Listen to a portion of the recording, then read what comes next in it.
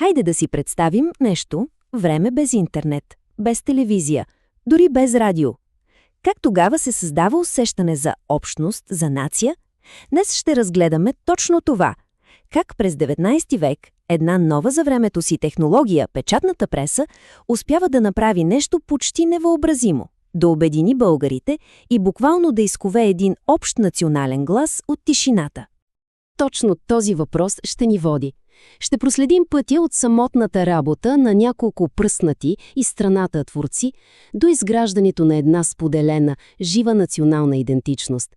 И всичко това се случва страница по страница, вестник по вестник. Добре, но за да разберем колко голяма е била тази революция, първо трябва да се върнем малко назад, да видим какъв е бил светът преди нея. Защото преди вестниците, самите понятия писател и литература, както ги разбираме днес, са били нещо съвсем различно. Значи, литературата тогава не е била просто за удоволствие. По-скоро е била един вид миш-маш от всякакви полезни текстове. Малко история, малко учебници, малко църковни поучения. Основната цел не е била да се създава изкуство, а да се образова, да се напътства. И ето това е може би най-важното. Творецът от онова ранно възраждане е бил абсолютен самотник. Не е имало никакви писателски кафенета, никакви литературни кръжоци, където да споделя идеи. Работил е сам, в тишина, често без да знае дали някой друг прави същото. И тук разликата е просто огромна. Вижте, средновековният книжовник е бил част от екип, от школа, следващ вековна традиция. Възрожденският творец, от друга страна, е индивидуалист.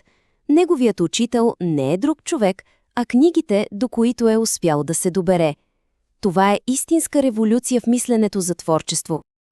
И кои са били тези хора всъщност? Те не са били писатели по професия, не. Били са учители, свещеници, издатели, стълбовете на своята общност. Хората са ги възприемали като учени мъже, като морални водачи и са вярвали на всяка тяхна писана дума. Те са били носителите на истината. И тогава всичко се променя. Идва време за истинската революция. Нека да видим какво се случва, когато на сцената излизат първите български вестници и списания. Ето ги и ключовите моменти. Всичко започва през 1844 година с първото списание на Константин Футинов «Любословие».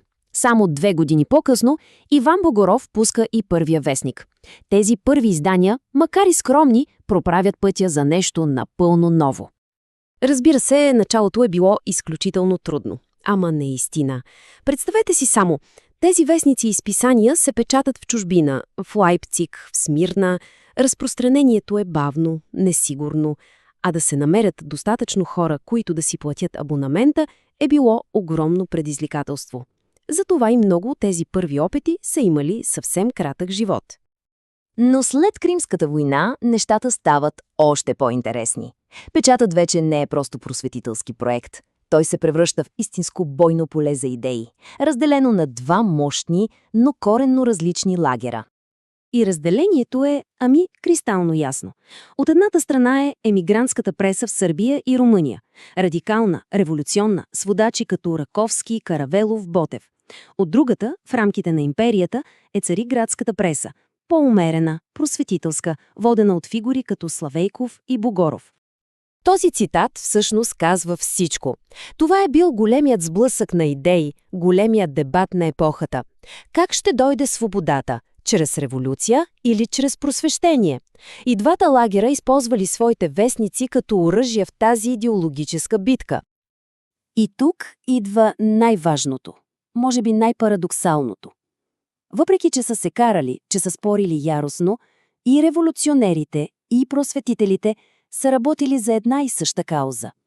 Чрез своите публикации те са създавали общ език, общи теми, общи герои. Те са изграждали основите на модерната българска нация.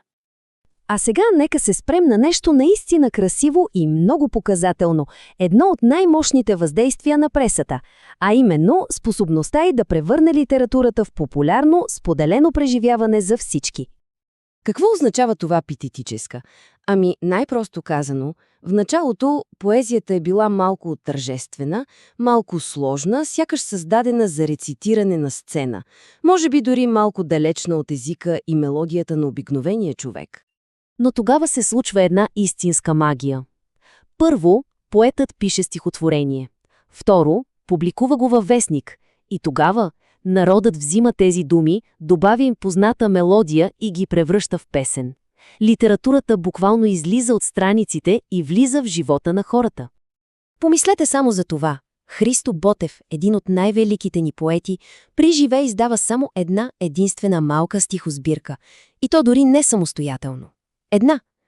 Именно вестниците са били основния канал, по който неговото творчество е стигало до хората и е ставало част от тях. И защо това е толкова гениално? Ами защото песните са заразни, в най-добрия смисъл на думата. Помнят се лесно, предават се от уста на уста. Те превръщат литературата от нещо елитарно в мобилен и изключително мощен инструмент за разпространение на патриотични идеи навсякъде. И така, стигаме до финала. Какво в крайна сметка е голямото трайно наследство от тази печатна революция? Тази таблица го показва най-добре. През 19 век книгата все още е лукс. Тя е скъпа, трудна за разпространение, не е за всеки. Обаче вестникът е нещо съвсем друго. Той демократизира достъпа до знание и литература.